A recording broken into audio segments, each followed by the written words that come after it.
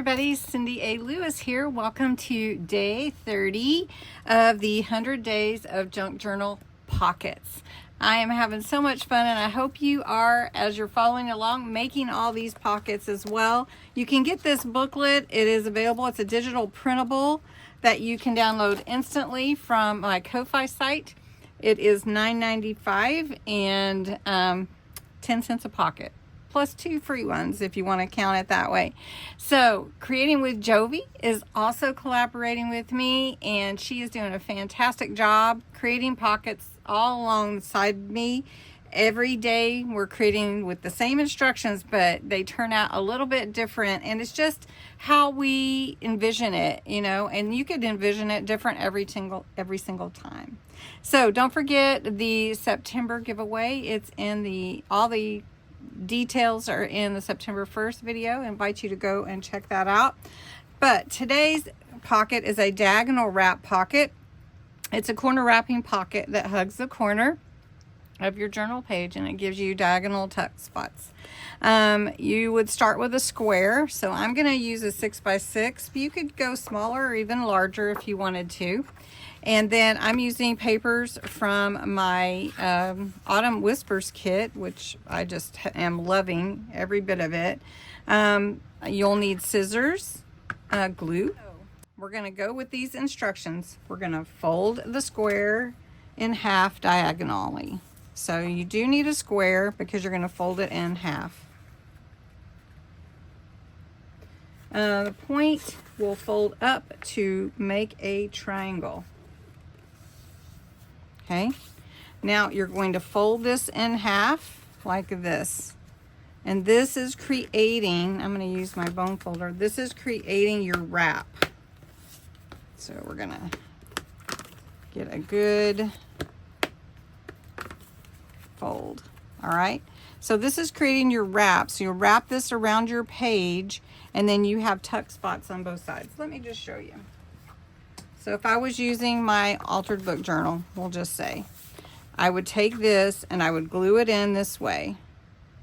And then I have a tuck here and I have a tuck here. Anyway, so then you adhere this to the bottom of your page and you have your tucks on both sides. So it's a pretty cool pocket. I'm going to go ahead and embellish it a little bit, and I'm going to put it in my idea book so you can see how it looks. So this lends itself naturally with the leaves on one side. I did put some stickers on this side, really pretty.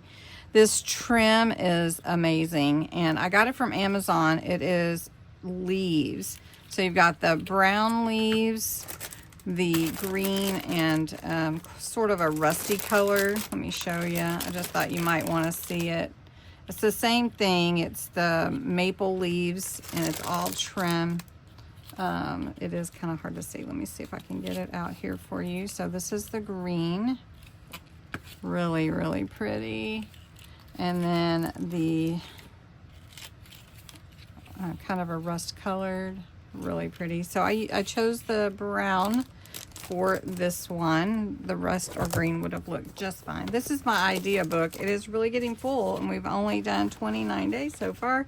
So I may have to have multiple volumes of my idea book.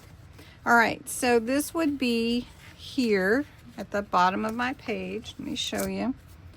And it'll just fit on like that. So what I'm gonna do is I'm gonna put glue. Just to give it stability, I'm gonna glue up here, here, down at the bottom, and here. I don't think I really need to glue here in the middle, but I mean, we can for good measure.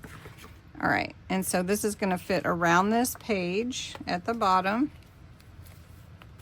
This is a really cool pocket when you can wrap it around your page.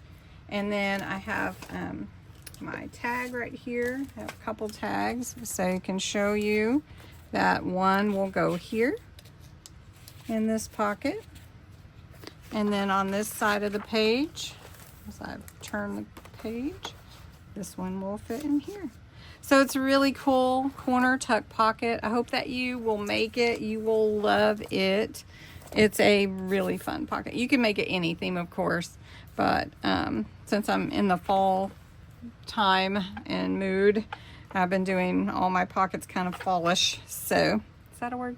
Anyway, thanks so much for watching. I hope you enjoyed Pocket 30, and we'll see you tomorrow for Pocket 31.